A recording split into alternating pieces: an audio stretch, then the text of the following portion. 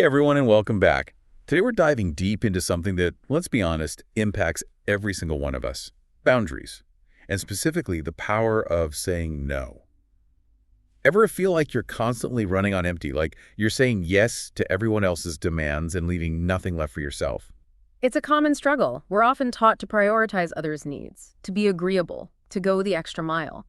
But what about our own needs? What about protecting our energy and time? Exactly. And that's where boundaries come in. But they can be tricky, right? I mean, how do you say no without feeling guilty or like you're letting people down? It's like there's this invisible pressure to be everything to everyone. That pressure is real, and it can stem from a lot of places. Think about it, our upbringing, societal expectations, even our own desire to be liked and accepted. We can end up feeling like saying yes is the only way to maintain harmony or avoid conflict. Okay, that makes total sense. But if constantly saying yes leads to burnout and resentment, there's got to be a better way. There absolutely is. And that's where understanding the true power of no comes in. It's not about being selfish or uncaring. It's about recognizing your own worth and setting limits that protect your well-being. Think of it as drawing a line in the sand and saying, this is where I end and someone else begins. I love that. But drawing that line, that's where things get tricky for a lot of people, right? Where do we even begin? You're right. It's not always easy. It takes practice and courage. But one way to start is by understanding what boundaries are truly about. They're not walls meant to shut people out. They're more like emotional membranes. Emotional membranes. Okay, I'm intrigued. Tell me more about that. Think of a cell, the basic building block of life. It has a membrane that allows certain things in and keeps others out, right? It's essential for the cell's health and function. Your emotional boundaries work in a similar way. So are you saying that my emotional well-being is like a tiny cell? In a way, yes. Your boundaries act as filters, protecting your inner world, your energy, your values. They help you decide what you allow into your life and what you keep out. That's such a powerful way to look at it. So weak boundaries are like a leaky membrane, constantly letting in things that drain and deplete us. Exactly. And just like a cell needs a healthy membrane to thrive, you need healthy boundaries to protect your emotional energy and live a fulfilling life. Okay, I'm starting to see the light here. Mhm. But how do we go from having weak or non-existent boundaries to actually establishing strong ones? That seems like a massive leap. It might feel like a leap, but it's totally doable. And we'll break it down step by step. The first step is recognizing where you need stronger boundaries. Ask yourself, what are the situations or relationships that consistently leave you feeling drained, resentful, or overwhelmed? That's a great question to ask. It really helps to pinpoint those energy leaks, those areas where we're constantly giving more than we're receiving. Exactly. And once you've identified those areas, you can start to set some limits. It might be as simple as saying no to an extra commitment, setting aside time for yourself each day, or having an honest conversation with someone about your needs. Okay, so awareness is key, followed by taking action, even if it's in small steps.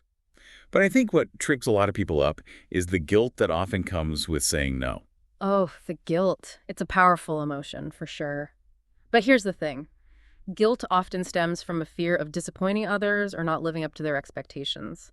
And sometimes those expectations are more about societal norms or outdated beliefs than about what's truly healthy for us. You're right. It's like we've been programmed to believe that saying no is selfish, or that we always have to put others first. It's a common script, but it's not serving anyone. Here's a little secret.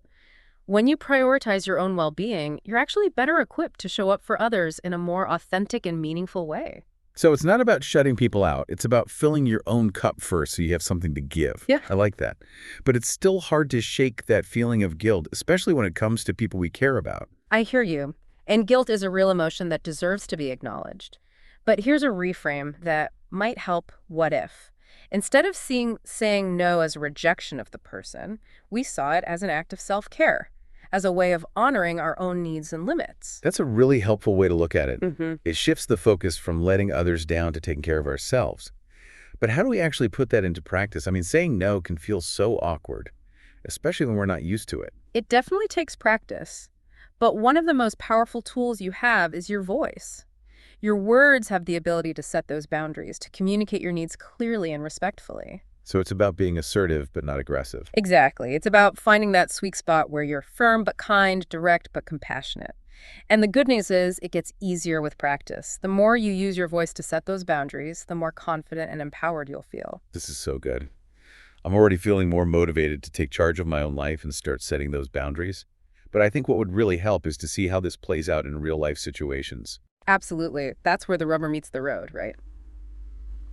Let's dive into some specific scenarios and explore how we can effectively say no while still maintaining healthy relationships. Let's start with a common one, that never-ending to-do list at work. Imagine your boss asks you to take on yet another project when you're already swamped. Ugh, I know that feeling all too well. It's like the work just keeps piling up. In the past, I would have just said yes, even if it meant working late or sacrificing my weekends. But now, I'm realizing that's not sustainable. Exactly. And that's where the power of no comes in. But how do you say no to your boss without jeopardizing your job or coming across as uncooperative? That's the million-dollar question. It feels like there's so much at stake. I understand. But here's the key. It's all about communication. Instead of just saying a flat-out no, try framing it in a way that acknowledges the request while also asserting your boundaries. For example, you could say something like, I appreciate you thinking of me for this project, but I'm currently at capacity with my existing workload.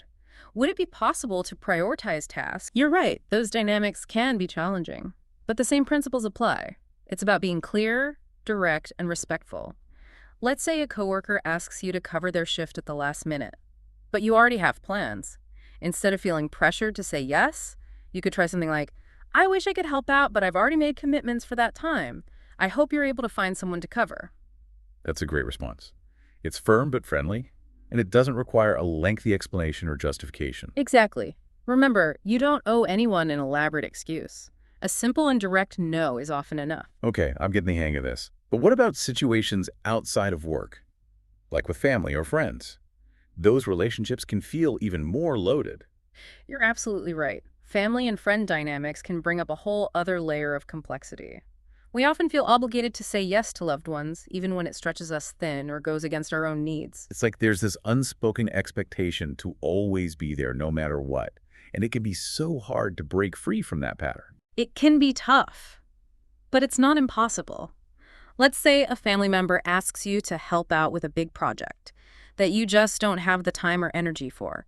You could say something like, I really appreciate you asking me, but I'm not able to commit to that right now. My plate is pretty full. Is there another way I could support you? Okay, I see what you're doing there. You're acknowledging their request, expressing your limits, and offering an alternative form of support, if possible. Exactly. It's about finding a balance between honoring your own needs and maintaining those important relationships. But what if the request comes from a close friend who's going through a tough time? It feels almost impossible to say no when someone you care about is struggling. I understand that feeling. We want to be there for our friends, especially when they need us most. But remember, you can't pour from an empty cup if you're constantly putting your own needs aside. You'll eventually burn out and won't be able to support anyone, including yourself. That's so true. I've definitely been there, trying to be the super friend who fixes everyone's problems, only to end up feeling depleted and resentful. It's a common pattern, but it's not sustainable. In those situations, it's even more crucial to set boundaries. You can still be supportive and caring without sacrificing your own well-being. For instance, if a friend asks you to do something that you're not comfortable with or don't have the capacity for, you could say something like, I care about you and want to be there for you, but I'm not able to do that right now. How about we brainstorm some other options or resources that might be helpful? That's such a compassionate yet firm way to respond. You're showing your friend that you care while also setting a clear boundary. Exactly. And that's the key. Boundaries aren't about building walls. They're about creating healthy and sustainable relationships where everyone's needs are respected. Okay, this is all starting to click for me. Yeah. But there's one scenario I'm still struggling with. Yeah. What about those situations where someone is being pushy or manipulative? Like when they guilt trip you or try to make you feel bad for saying no? That's a great question. Dealing with manipulative behavior can be incredibly challenging. But it's even more important to stand your ground. Remember, you have the right to say no without feeling guilty or obligated to explain yourself. Easier said than done, right? Especially when you're dealing with someone who's skilled at pushing your buttons. It's definitely not easy. But there are strategies you can use to stay empowered. One technique is the broken record method. You simply repeat your no calmly and firmly, without getting drawn into their arguments or attempts to manipulate you. So it's like setting a boundary with your words and refusing to budge. Exactly. Think of it as a shield that deflects their negativity. You're not engaging in a debate. You're simply stating your position and holding firm. Okay, I like that analogy. It makes me feel more confident already. But what if the person tries to guilt trip you or make you feel bad for saying no? Like, oh, I thought you were a real friend, or you always let me down. Those tactics can be really tough to handle. But it's important not to take the bait. Remember, their behavior is a reflection of them, not you. Don't internalize their guilt trips or let them undermine your self-worth. So it's about separating their emotions from my own and staying focused on my own boundary. Exactly. And you can even acknowledge their feelings without giving in. You could try something like, I understand you're disappointed, but my answer is still no. I have to prioritize my own needs right now. Wow, that's a powerful response. It shows empathy while still holding firm to your boundary. Exactly. And remember, you don't have to engage in a lengthy explanation or justify your decision. You can simply state your no and move on. This is so empowering. I'm starting to realize that setting boundaries is not about being mean or selfish. It's about taking ownership of my own life and making choices that align with my values and well-being. You're getting it. It's about recognizing your own worth and understanding that your needs are just as important as anyone else's. And the more you practice setting those boundaries, the more confident and empowered you'll feel in all areas of your life. This has been so helpful. I'm starting to see saying no in a whole new light. It's not about closing doors. It's about opening up space for the things that truly matter to me. Exactly. It's about creating a life that feels authentic and fulfilling. A life where you're not constantly running on empty or sacrificing your own needs to please others. Okay, I'm feeling inspired to put all of this into practice. But I think what would really solidify these concepts is to explore the long-term benefits of setting boundaries. What happens when he actually starts saying no more often? That's a great question, and that's where things get really exciting. Because when you start prioritizing your own well-being and setting those boundaries, you'll experience a ripple effect of positive changes in your life. I'm ready to hear about those positive changes. Yeah. What can we expect when we start embracing the power of no? Well, first and foremost, you reclaim your time and energy. That sounds amazing already. I'm always feeling stretched so thin. It's a common feeling. But imagine having more time for the things you truly enjoy, for self-care, for pursuing your passions. Okay, now you're speaking my language. More time for things that light me up, sign me up. And it's not just about time, it's about energy too. When you're not constantly overcommitting or depleting yourself for others, you have more mental and emotional energy to invest in your own well-being. So it's like a domino effect. Setting boundaries leads to more time and energy, which then fuels our overall well-being. Precisely. And as you start experiencing these benefits, you'll likely notice a boost in your self-esteem and self-respect. That makes sense. When we honor our own needs and limits, we're essentially saying to ourselves, I'm valuable, my well-being matters. Exactly. And that shift in self-perception can be incredibly empowering. It impacts how you show up in the world, how you interact with others, and how you pursue your goals. So it's not just about feeling less stressed or having more free time. It's about stepping into a more confident and authentic version of ourselves. Absolutely. And that newfound confidence can ripple out into all areas of your life, from your relationships to your career to your creative pursuits. Now that's what I call a transformation. But I'm curious, what about the impact on our relationships? Some people might worry that setting boundaries will push others away or create conflict. Hey, that's a common concern, but it's actually quite the opposite. Healthy boundaries are the foundation of healthy relationships.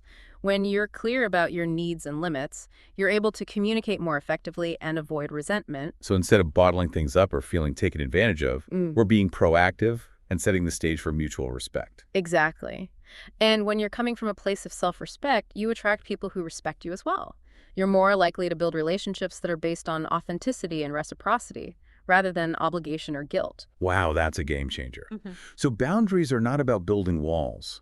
They're about creating a stronger foundation for connection and intimacy. Exactly. They allow you to show up as your true self without masks or pretenses, and that vulnerability and authenticity can deepen your relationships in ways you never imagined. This has been such an eye-opening conversation. I'm realizing that setting boundaries is not selfish or mean. It's an act of self-love and a gift we give to ourselves and to our relationships. Beautifully said.